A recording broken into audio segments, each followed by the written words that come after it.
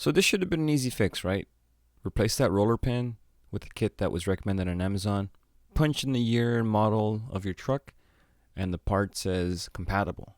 So I bought the spring tool, removed the spring, and it was like a piece of cake, right? Wrong. The pin is too tall. Pin is not meant for the Chevy S10. I think it's meant for a Silverado. So I ended up zip tying it. And now it's to the suspension. Now I've been driving this truck with a blown rear shocks for a little while. And after I got my truck running, I was like, if I'm going to drive it, I want to enjoy it. It has to be comfortable. I got to be able to enjoy it. Cool, so I bought the shocks. Straightforward. Take the tires off. Take the shocks off. Swap them. Install them. You got to support the A-arm or else it's going to pop that out. And that was it. It was easy to take the shock out. Now these shocks are still, I guess, okay. Not like the back ones. The rear ones are jacked up. The new ones I thought would be easy to go in, but they're different. The bracket's different. It's a lot wider. It doesn't allow it to sit flush. And I'm not going to modify it just to get it to work. I figured, okay, the old one's going to go back on. I can't even swap that little pin because that diameter is different. Then the shock's taller. The new shock is taller than the old shock, and it's going to affect my ride height. So I decided to reinstall it and move on.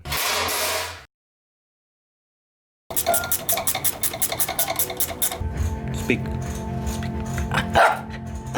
Always use jack stands, regardless of what people say. Now the rear shock was a little tricky. I didn't think that the rear sway bar was going to get in the way, but the rear sway bar gets in the way.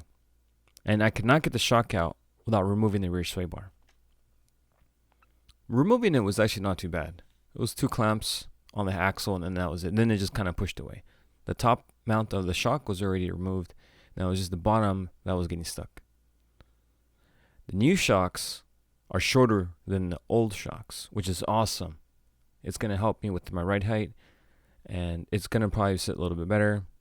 Either way, it's better than having taller shocks like the ones in the front. Installing them was a little tricky. The bracket on the mount for the factory shock was at an angle, and the brand new shock had no angle. It was perpendicular.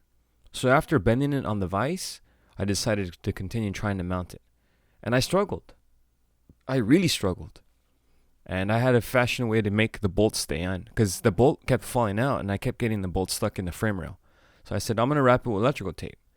And different methods of electrical tape wrapping, jamming it in with tape on the threads, everything. And I continued to struggle. The only way to get it to work was using the quarter drive ratchet with a swivel, wrapped in tape, holding it in by the head, making sure the swivel doesn't drop the bolt. The tiny pocket at the very base of that sway bar is where the bolt kept falling into.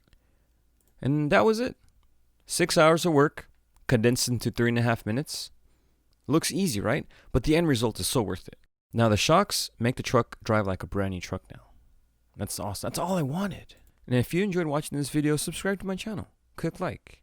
I really enjoy when people interact with my comments, and it gives me some motivation to continue working on this truck and to continue filming and to continue uploading. It's awesome, and I do get motivated by what you guys leave behind.